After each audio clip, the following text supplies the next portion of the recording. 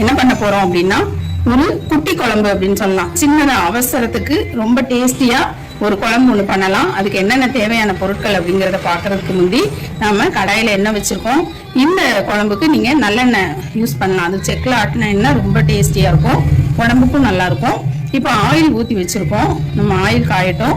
இப்போ இதுக்கு ஃபர்ஸ்ட் நம்ம என்ன பண்ண போறோம் அப்படின்னா இந்த கருவேப்பிலை, நீங்க கொஞ்சம் அதிகமான கருவேப்பிலை எடுத்து இது என்ன நல்லா காஞ்சிருக்கு இதுல பொரிச்சு வச்சுக்கோங்க.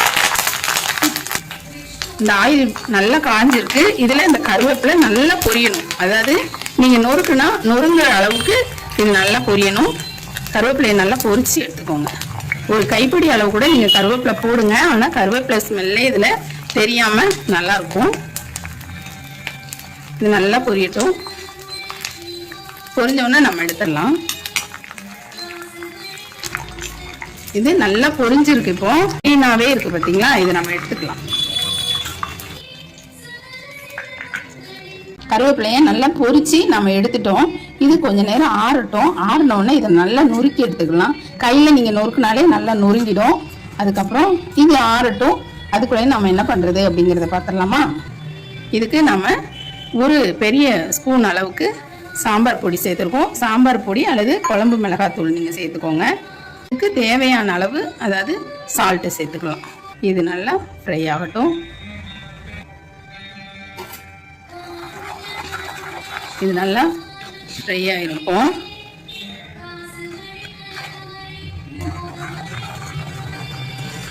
இது உப்பு நல்லா கரையட்டும். இது நல்லா ஃப்ரை ஆகட்டும்.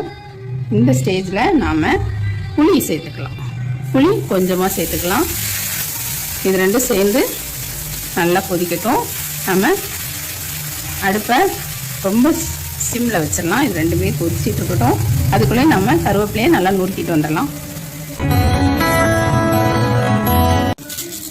இந்த கருவேப்பிலை நல்லா இப்போ ஆறிடுச்சு. ஆறின உடனே நம்ம இப்படி கையில் நீங்கள் இப்படி பண்ணாலே அது நல்லா நொறுங்கிடும்.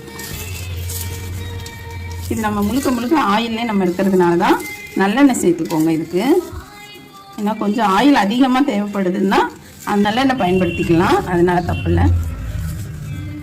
இப்போ இதை நல்லா நம்ம பார்த்திங்களா பேஸ்ட் மாதிரி ஆயிடுச்சு. நம்ம கையிலே தான் நம்ம பண்ணோம், எதுவுமே நம்ம யூஸ் பண்ணலை.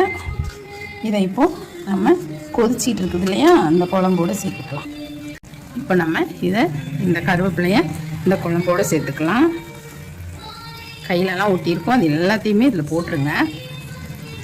இதில் போட்டுட்டு இப்போது இந்த குழம்பு பாருங்கள் சூப்பராக ரெடி ஆயிடுச்சு. நம்ம கருவேப்பிலை போட்டுட்டோம், புளி கரைச்சி ஊற்றிருக்கோம், வெறும் நம்ம குழம்பு மிளகாத்தூள் தான் போட்டிருக்கோம், ஆயில் விட்டுருக்கோம். நீங்கள் அதாவது சாம்பார் பொடி குழம்பு மிளகாத்தூள் எது வேணாலும் உங்கள் விருப்பம் போட்டுக்கோங்க. இப்போ நீங்கள் இதுக்கு ஆயில் வேண்டாம் நெய் வேணும் அப்படின்னாலும் நீங்கள் தாராளமாக நெய் விட்டு இந்த குழம்பு பண்ணலாம். ரொம்ப ரொம்ப நல்ல சத்தான ஒரு ஈஸியாக நம்ம எதுவுமே காய்கறிகள் எதுவுமே இல்லாமல் இந்த மெத்தடில் செஞ்சு பாருங்கள். இது நீங்கள் ஒரு ஸ்பூன் போட்டால் கூட ஒரு பிளேட்டு சாப்பாடு ஃபுல்லாகவே நீங்கள் குழந்தைங்களுக்கு ஊட்டி விடலாம். அந்த அளவுக்கு ரொம்ப ருசியாக ஆரோக்கியமான ஒரு குழம்பு நம்ம பார்த்துருக்கோம்.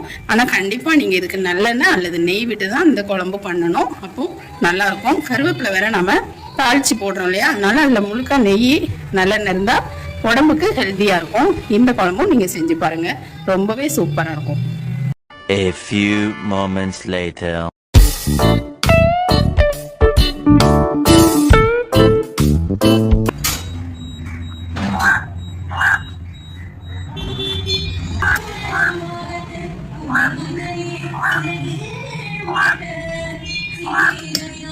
குழம்பு சாதம் எல்லாமே சூடாக இருக்குது, அதனால ஸ்பூனில் நான் நிறவி காமிக்கிறேன் உங்களுக்கு.